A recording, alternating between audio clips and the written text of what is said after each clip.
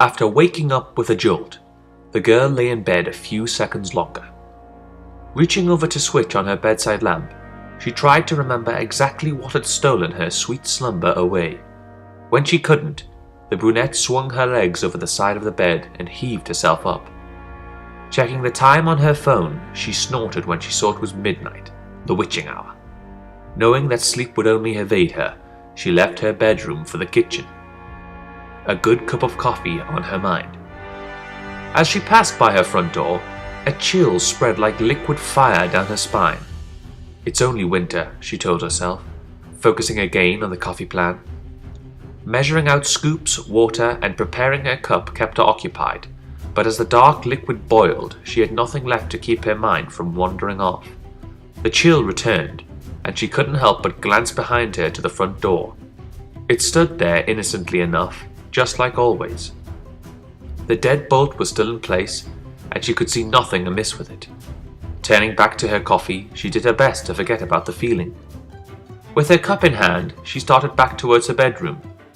As she walked by the front door, she decided that a quick glance out of the peephole would calm her restless mind. The chill worsened with each step she took towards the door, and further away from the safety and warmth of her blankets.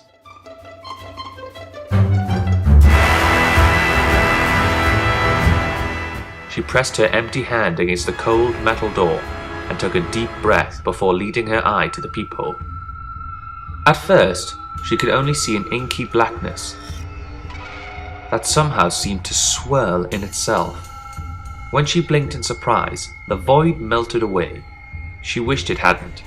In its place, there stood what she could only guess was once a man. The limbs were long and inhumanly awkward, with bulky joints branching off into several arms, not unlike the branches of a tree.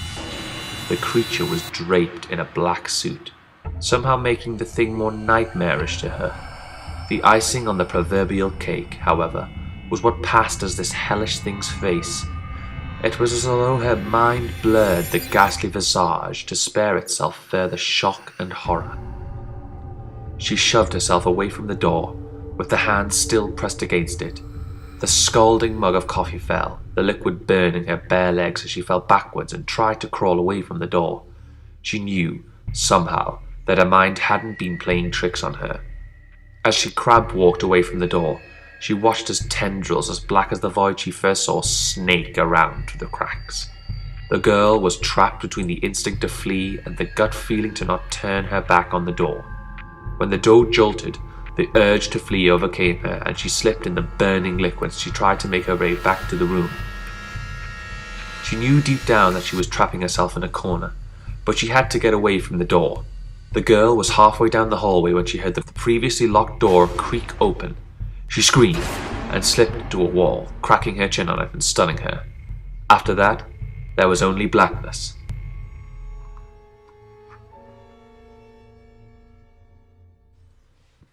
Nicole? A warm male voice snapped the woman out of her trance. As she turned around, she was met by one of her sister's doctors. She nodded, not sure if she should say anything, or even if she should find her voice, if she did have anything to say. That morning, she had gotten an urgent phone call from the hospital, saying that her sister Lindsay was there. Before they had even let her see her, the doctors had pulled her off to the side and insisted that they talk to her about what might have happened. Phrases like self-inflicted and assault had been thrown around, and Nicole felt her mind reel. She still hadn't fully understood what they had been saying until she saw Lindsay with her own eyes. Her little sister had a bandage wrapped around her head, covering both of her ears as well as her eyes.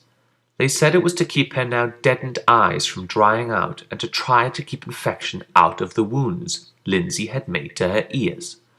The doctors had guessed that either she or someone else had jammed a pencil into them to keep her off balance or to deafen herself against something.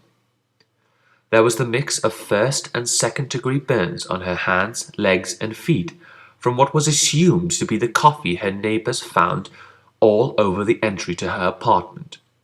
As Nicole walked into her sister's hospital room for the first time, she thought she had spied the silhouette of a man in the window. That, she knew, was impossible. Her sister's room was on the 3rd story of the hospital.